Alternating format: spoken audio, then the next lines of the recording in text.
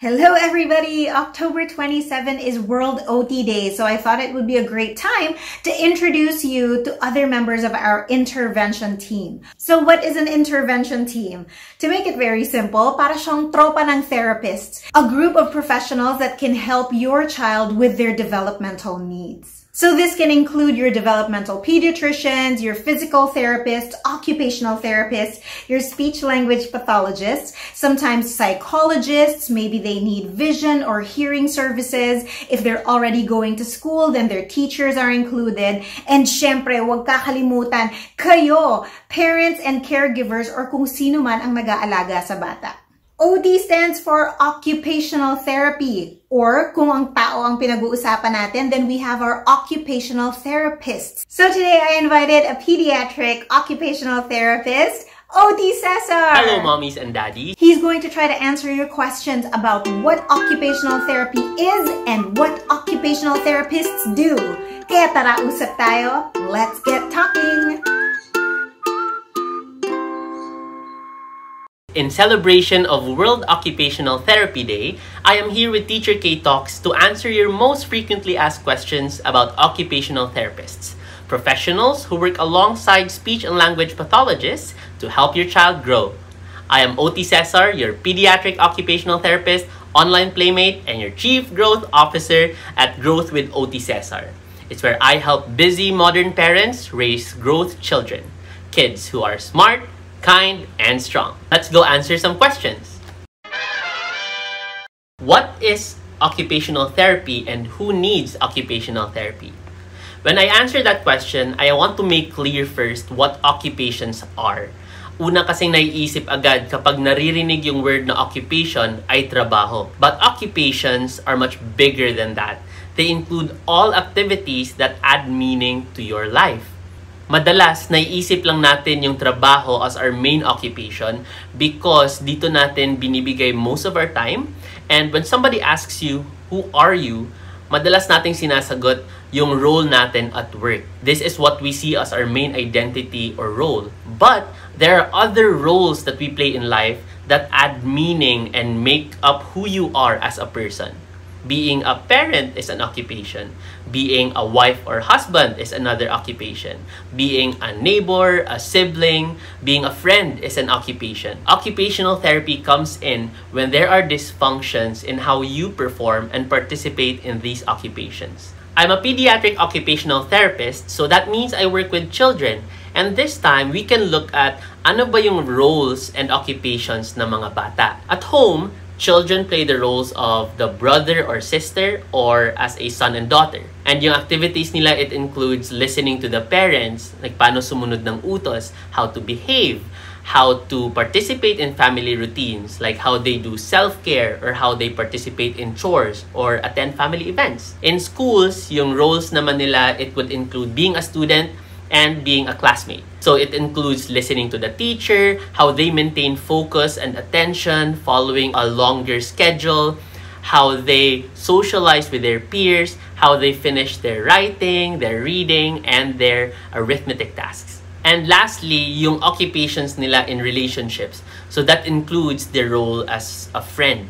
And dito papasok yung how they make friends or even a best friend, how they start a conversation, how they invite someone to play, how they share toys or take turns, or how they respond if manalo or matalo sa laro, how they deal with conflict or bullying. Dito papasok yung occupational therapy because some kids have trouble participating in these occupations, and most commonly that includes children with autism, ADHD, Down syndrome, intellectual disability, learning disabilities, or other childhood conditions na pwedeng magpahirap in how they participate.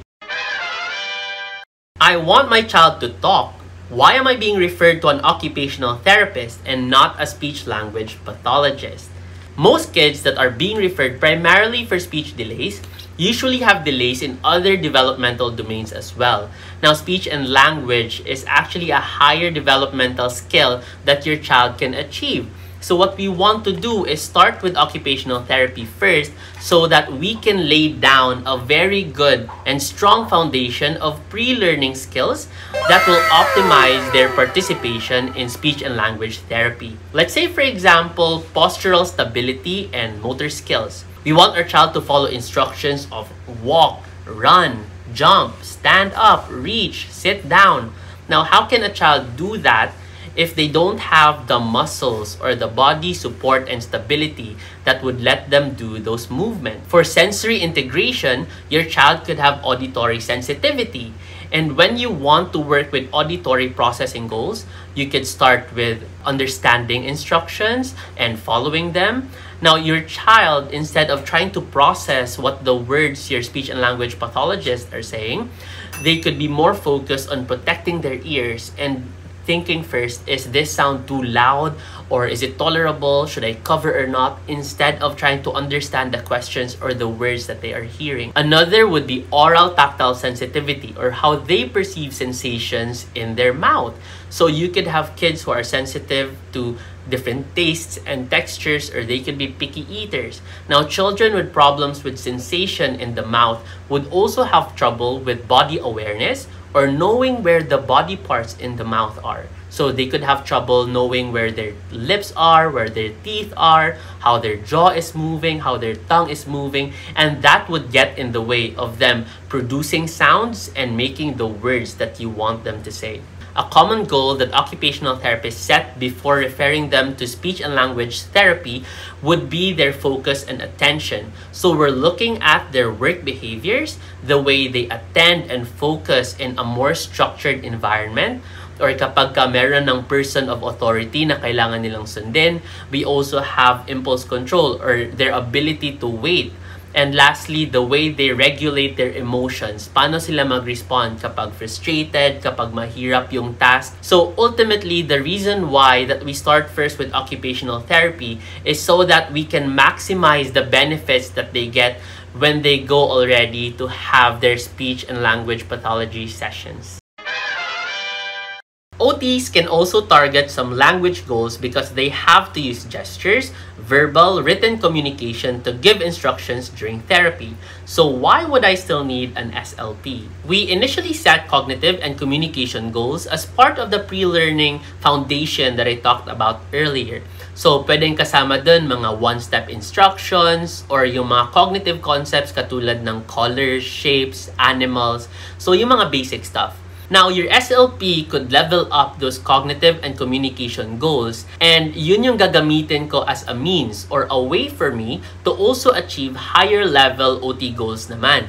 So, I could work already with play and social skills, pwedeng emotional regulation or executive functions, and I could ask for help from the speech and language pathologist na we could work together on expanding the vocabulary or adapting their instructions to match the context that I'm working on. On the other hand, they can also ask me, they can tell me about the length of words that they're working on or the types of phrases that they want to target, and then I can incorporate those goals into the activities that I'm doing.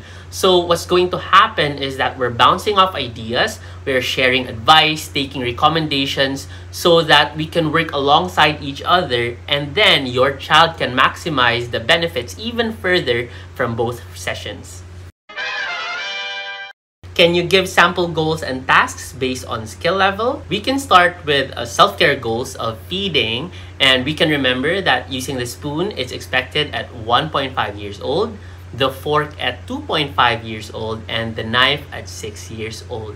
Now with that one, you can start with a play-based context, such as pretend play, where you can use the spoon on a doll and then on themselves. And then you can use a spoon for sensory play, like using the spoon for scooping up beads, or maybe cutting up some Play-Doh, or even mixing some slime. You can then work on goals for sitting properly, for staying on the table, trying out different food tastes and textures.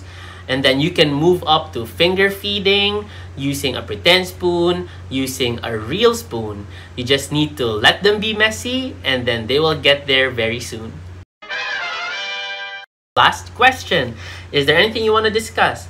Well, I just want you to remember that milestones are just general guidelines. They give us information on the proper sequence and the age when most kids achieve them. But some kids are able to achieve them way earlier and some kids achieve them at a much later age. What's more important is that we focus on giving them activities that make them enhance their participation in their occupations. This World OT Day, I invite you to be part of the growth community. You can follow at OT Cesar Growth on Facebook, Instagram, and TikTok, and subscribe to our Growth YouTube channel at Growth with OT Cesar.